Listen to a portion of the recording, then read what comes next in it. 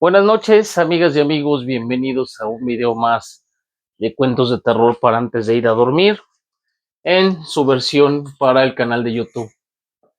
Les habla su amigo y servidor, Sheriff Christoph, y esta noche vámonos sin más preámbulos, porque la historia que traigo es un poquito larga. Sin embargo, es una historia totalmente verídica. Yo voy a dejar a su consideración el creerla o no creerla. Alguna vez alguien me preguntó en nuestra página de Facebook si en algún momento yo había vivido algo paranormal o en sí qué era lo que me había hecho adentrarme en este mundo de las historias de fantasmas, de relatos, de aparecidos. Y sí, hay una historia que les voy a narrar ahora, que yo la viví en carne propia junto con un amigo de muchos años, uno al que conocí en la infancia, uno que me ha acompañado toda mi vida, que a veces nuestros destinos se han juntado y se han separado, pero nuestra amistad persiste hasta el día de hoy. Y yo creo que esa fue la prueba máxima que pudo haber soportado cualquier amistad. Yo creo que esa es una prueba de que los dos seríamos amigos por mucho tiempo. Y es una historia que definitivamente nos marcó. Y para darle escenario a esta historia, nos vamos a remontar a un periodo de nuestra vida, de la vida de mi amigo y yo, que fue por ahí de 1997, 1998. La verdad es que eso no me queda muy claro, no me queda muy claro el año. Pero lo que sí me queda es que esto comienza en un día de San Valentín, en el festejo de los enamorados, de las parejas, de la amistad. Entonces, bueno, a veces hay que tener cuidado con las cosas que la gente te llega a regalar. En ese tiempo estaban los convivios, estaban los intercambios de regalo, estaba ese fervor por dar y recibir pequeños detalles. Y tal fue el caso de mi amigo, que una amiga de él, bueno, pienso que hay una historia más profunda en la relación de ellos, pero bueno, voy a decir que era una amiga. Una amiga de él le regaló un dije. Ustedes me pueden decir que es un dije, no tiene nada de especial, es la energía que tú le aportes, es la superstición que le pongas, pero no, no, la verdad es que hay cosas que sí sobrepasan nuestro entendimiento, hay cosas con las que no deberíamos meternos, hay cosas con las que no deberíamos de jugar, porque se puede volver un hecho peligroso. Y este dije en particular sí lo era, algo tenía, alguna carga muy pesada. El dije era de una figura demoníaca, era un diablo, estaba manufacturado en plata, em, pero el detalle con el que fue labrado, con el que fue construido, con el que fue tallado ese dije era algo sorprendente. No era un dije de más allá de unos 5 o 7 centímetros, pero el nivel de detalle era impresionante. Eh, Incluso este diablo tenía, pues, como nos han enseñado que es la representación de ese ser, un tipo con cuernos, con una cola enroscada en una de sus piernas, eh, el tridente que no podía faltar, la mitad de su cuerpo estaba hecha de patas de cabra, la otra mitad era un ser humano. Pero aquel dije era tan increíblemente realista que incluso podías categóricamente decir que tenía expresiones faciales. Si tú lo veías desde un ángulo, tenía una expresión de que parecía que se estaba burlando de ti. Y si lo veías desde otro ángulo, parecía que estaba enojado, parecía que una carga de ira lo estaba desbordando. Era una cosa que la verdad, quien quiera que lo haya hecho, quien quiera que lo haya fundido, tenía una gran atención al detalle o simplemente una pieza que salió directamente del infierno. Me atrevo a pensar que, que incluso fue esa cuestión. Entonces las cosas pasaron, mi amigo estaba contento, con esa pieza, con ese dije, porque pues yo creo que en el fondo no tenía idea de lo que le esperaba, no tenía idea de todo lo que iba a desencadenar esa presencia, esa figura demoníaca, tanto en su hogar como en su vida cotidiana. Pero a partir de que esa pieza llegó a sus manos, las cosas empezaron a cambiar en su entorno y empezaron a cambiar para mal. O sea, mi amigo que nunca había sufrido un accidente de trabajo, en ese momento sufrió una cortadura en las manos. Fue algo de importancia, fue algo un poquito severo. Pero vamos, hasta ese momento solo podía atribuirse este accidente a alguna distracción, a accidentes que comúnmente pasan en cualquier línea de trabajo manual. En este caso, él se dedicaba a los estudios, pero también por las tardes y en sus días libres trabajaba en la noble labor de la carpintería. Y era un negocio, era un oficio que él tenía plenamente dominado, uno en el que accidentarse para él no era algo común, no era ni siquiera frecuente, no era algo que le pasara, simplemente eso fue algo extraño, pero desgraciadamente fue la primera cosa extraña que le sucedió desde ese momento que recibió el dije. Y a partir de ahí las cosas fueron de mal en peor. En la escuela, después de haber mantenido un promedio de bueno a sobresaliente, comenzó a caer en declive durante el siguiente mes, incluso llegó a tener por un periodo la posibilidad de tener que recursar algunas materias, si no es que el año completo, y eso sucedió de un momento a otro, de la noche a la mañana, cayeron en picada sus calificaciones. Había maestros que se equivocaban con su promedio, otros que simplemente ignoraban o habían traspapelado los trabajos y tareas que él había entregado y que desafortunadamente pues eso lo hizo caer en declive. En varias ocasiones, también en la calle, a la hora de ir caminando sobre la banqueta, estuvieron a punto de atropellarlo una o dos veces. Pero lo peor sucedía en la noche. En la noche, cuando él llegaba a su habitación y se cambiaba para dormir, obviamente se quitaba el dije por un momento. Y al hacerlo, lo colocaba en el buró. Ojo con este detalle, porque sí es importante. Él se iba a dormir como cada noche, como lo es una persona que se dedica al trabajo honesto y limpio, con la conciencia tranquila, con el pensamiento sereno. Pero definitivamente algo estaba pasando, porque él tenía pesadillas cada noche desde que llegó aquella pieza de joyería. Pesadillas en las que veía animales muertos, pudriéndose en un canal de aguas negras, un camino largo al que nunca le veía el fin, y él sabía que algo lo estaba persiguiendo. Hasta que una noche de verdad, el sueño fue tan terrible y tan vívido que se despertó con un sudor frío en la frente, se despertó con una inquietud y un sobresalto tremendo, porque en una de esas pesadillas él vio cómo mataban a muchos de sus seres queridos, y estos, después de haber sido asesinados, después de haber sido decapitados, seguían caminando, como si nada hubiera pasado, como quien sigue en una reunión sin percatarse de nada, pero ya sin la cabeza.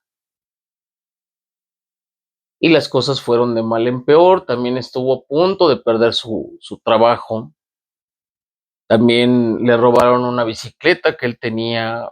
La cuestión es que la racha ya iba despuntando, ya iba hacia arriba, cada vez eran más las cosas malas que le pasaban. Entonces, en algún momento, platicando él y yo, le dije: "Oye, ¿sabes qué? Esa cosa te está trayendo todo este problema, deshazte de esa cosa". Entonces, mi amigo al principio dijo: "Bueno, pero es que me lo regalaron", y aquí en México tenemos mucho eso de que cuando nos regalan algo difícilmente nos vamos a desprender de eso, del objeto que nos hayan regalado. Entonces, Pues sí, él opuso cierta resistencia al principio, pensamos que era una serie de coincidencias, pero después empezamos los 2 a platicar, a analizar, y eso ya no era una coincidencia, eso ya era un patrón, estaba muy marcado, que a raíz de que llegó ese dije, él estaba teniendo una racha de una muy, muy mala suerte, o tal vez me atrevo a pensar que de una maldición. Una noche dijo: "¿Sabes qué? Ahora sí, ya me voy a deshacer de esta cosa, lo voy a tirar a la taza del baño y ya, fin del problema, aquí no pasó nada, okey". Y aquí viene la parte que empezó a volverse más aterradora todavía. Que mi amigo llegó esa vez a su recámara, se quitó el dije y lo tiró por la taza del baño, para después jalar la palanca. Él vio cómo hacía remolinito la taza del baño, cómo el retrete se llevaba esa figura demoníaca a las entrañas del drenaje. Lo vio desaparecer, lo vio irse por la cañería. Y mi amigo, con cierta satisfacción, cierta tranquilidad, después de haberse de haber desterrado de su vida esa pieza de joyería, pues se fue a dormir con toda la calma del mundo. Pero lo que no van a creer, y a mí también me costaba trabajo creerlo al principio, fue que a la mañana siguiente, cuando él se levantó y empezó a tomar las cosas de su buró para iniciar su día, el dije estaba ahí nuevamente, con todo y cadena, seco y más brillante que nunca. Ahí mi amigo se dio cuenta de que se había metido en un problema gigantesco al tener semejante figura en sus manos y en su casa. Tuvo otros 2 o 3 intentos de deshacerse de esa figura. Ninguno de los intentos tuvo éxito. Lo tiramos a un terreno baldío. Yo lo acompañé incluso a tirarlo a un terreno baldío. No funcionó. A los pocos días se lo encontró en un cajón en su área de trabajo. Eh, Después de eso lo quisimos ir a tirar a una coladera, eh, y apareció de nuevo donde no tenía que aparecer, en la casa de mi amigo, esta vez en la cocina. Y las cosas malas seguían pasando, las coincidencias macabras se seguían acumulando hasta el grado de ya no ser una coincidencia. Eso ya era el mal obrando en su casa, gracias a esa figura demoníaca. Y no había otra razón para pensar que era otra cosa. Él nunca fue negligente con su trabajo. Él nunca fue, vamos, una persona descuidada. No tenía por qué accidentarse. Eso lo repito porque cualquiera pensaría de que en algún momento él se hubiera distraído o hubiera hecho su trabajo de mala gana. No. No, él definitivamente no. O sea, él seguía haciendo las cosas de costumbre, como de costumbre, y las cosas seguían saliendo espantosamente mal. Así que no nos quedó de otra más que recurrir a una persona que sabía de estas cosas. Fuimos a ver a una señora que se dedicaba a todos esos trabajos de magia negra, de magia blanca, de trabajos de oscuridad, trabajos un poquito más benévolos, más bondadosos, ¿no? Hacía un poco de todo la señora. Era una sanadora espiritual, era, muchos dirán una bruja, pero realmente de bruja no tenía nada. El lugar al que fuimos se veía totalmente normal. Era el hogar de esta señora y nos recibió y de inmediato dijo: oye, tú estás cargando un ser del bajo astral, estás cargando un ser demoníaco. Dice: y a ti ya te empieza a agarrar también, o sea, refiriéndose a mí la señora.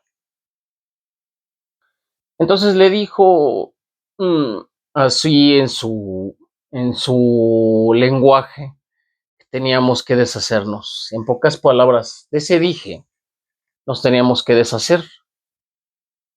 Le comentamos que ya lo habíamos intentado en varias ocasiones, le comentamos que en ninguna de las ocasiones habíamos tenido éxito para deshacernos de esa cosa.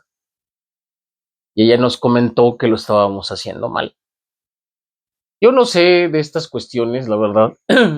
No sé cómo sea la magia, ni la hechicería, ni estos asuntos de brujos y curanderos, de chamanes y sanadores. La verdad, yo no sé si lo que hicimos era un protocolo común en los que sepan de esto. La verdad, me gustaría que alguien que sepa de estos asuntos nos dijera si fue correcto o si es un ritual válido lo que fuimos a hacer.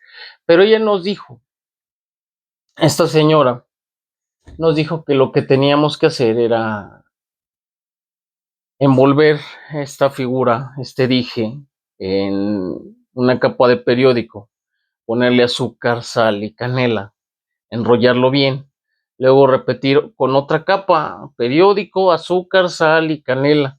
La cosa es que teníamos que formar 9 capas.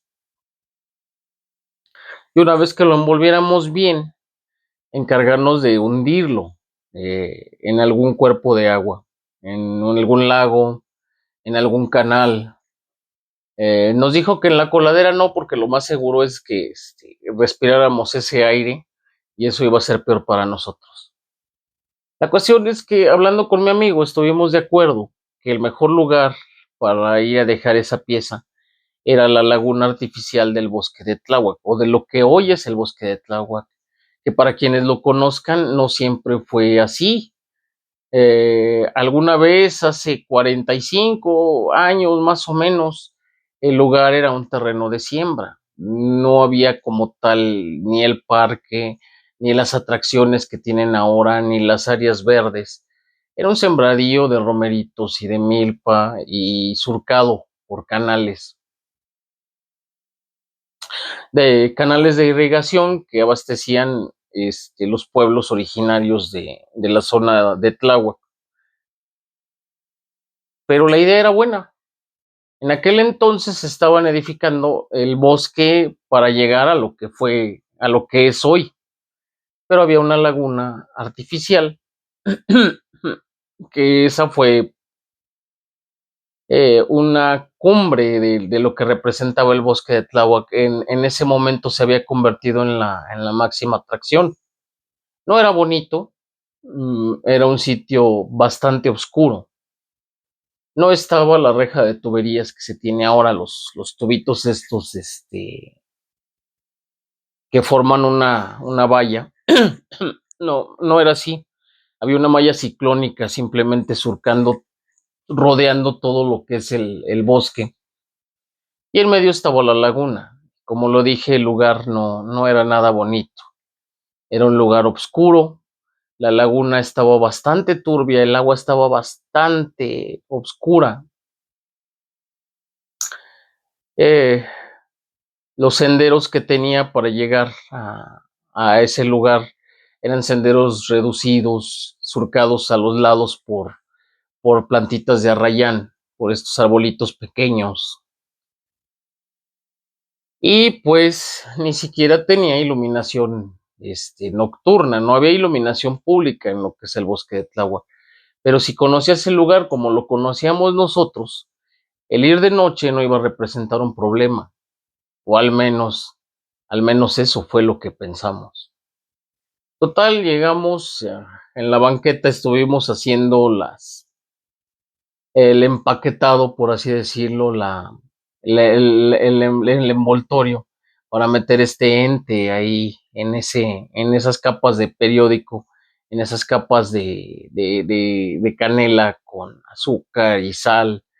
Y finalmente lo amarramos tal como nos dijo la señora, con un listón. Más bien varios listones, unos eran negros, otros eran rojos, otros eran morados.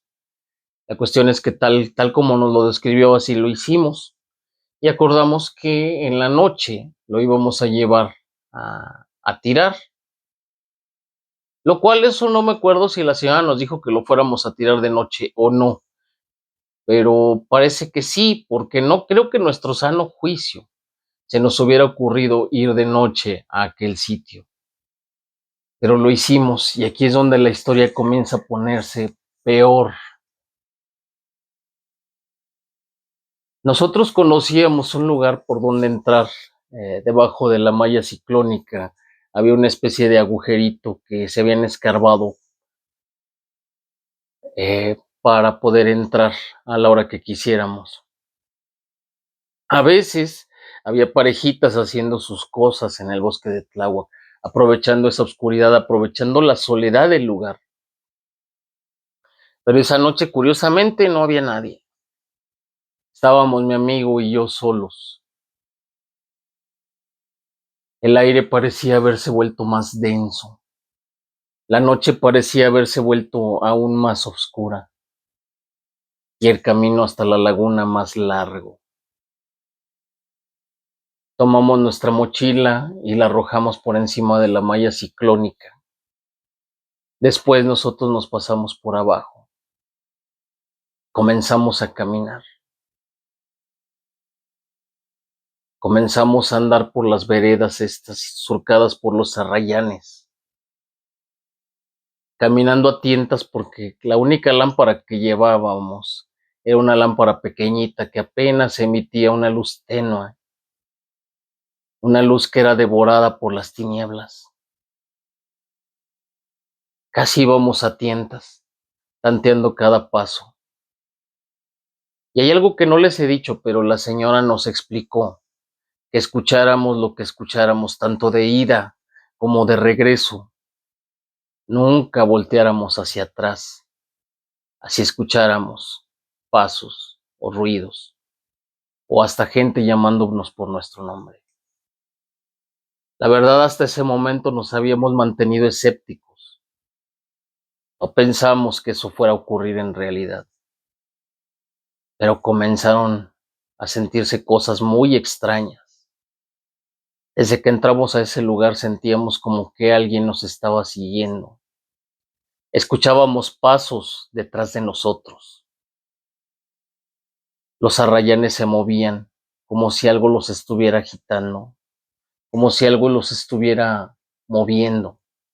Se movían en una secuencia, como si alguien pasara la mano por encima de ellos, acariciándolos y haciéndolos moverse de una manera pareja, al unísono.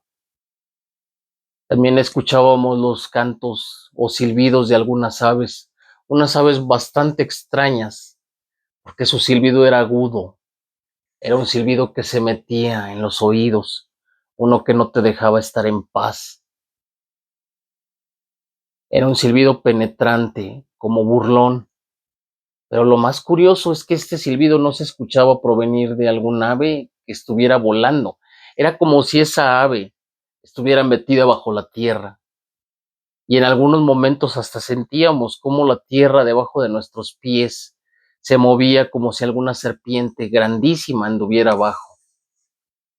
Pero ya estábamos ahí.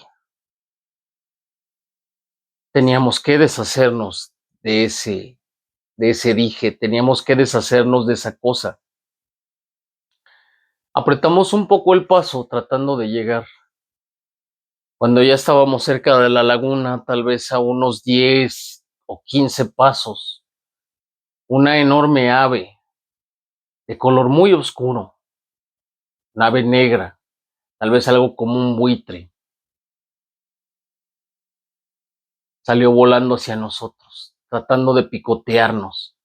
Fueron décimas de segundos, me atrevo a pensar que hasta centésimas de segundos. Fue algo muy breve, fue algo muy rápido. Sin embargo, esa cosa pasó encima de nuestras cabezas. Casi nos golpea. Lo escuchamos alejarse, su sonido, el sonido que emitía, el graznido que emitía era un sonido agudo, burlón también.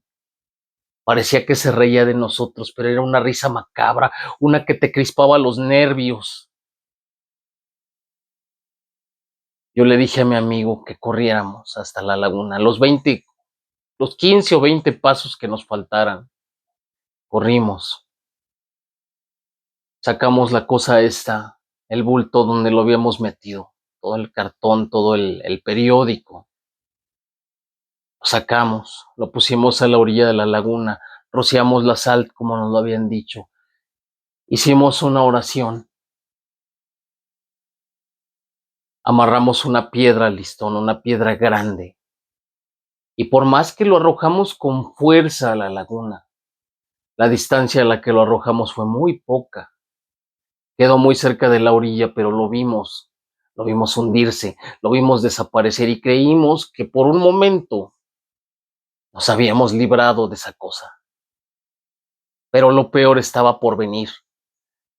Lo peor apenas había comenzado, el peor terror de nuestras vidas, el peor riesgo que hemos corrido, estaba comenzando apenas. ¿Y por qué? Porque siguiendo el protocolo que nos dijo la señora, la curandera, teníamos que dar la vuelta y caminar sin voltear atrás. No importa lo que escuchásemos, no importa lo que viéramos, no importa si sentíamos que alguien nos estaba siguiendo, no teníamos que voltear para atrás. Así que dimos la media vuelta y comenzamos a caminar de regreso a nuestras casas. Comenzamos a tratar de salir del bosque. Caminábamos por la senda de los arrayanes. De pronto nuestra linterna murió, presagiando lo que venía, presagiando que algo muy malo iba a pasar. Y pasó, porque en el momento en que nuestra linterna se apagó, tratamos de golpearla para ver si volvió a encender. Lo típico que haces cuando la desesperación te llega, tratas de golpear para ver si las pilas están haciendo un falso contacto, pero no era el caso. Estábamos atrapados ahí, no había luz, estábamos desorientados. Solo sabíamos que teníamos que caminar hacia el caserío, hacia la colonia que estaba enfrente. Pero para muy mala suerte, o como parte del juego macabro que se estaba cirniendo sobre nosotros, la luz de enfrente, la del caserío, la de la colonia que estaba enfrente, desapareció. Había habido un apagón. Eso no se lo podemos atribuir, pero podría ser, porque en 1997 los apagones eran algo muy común.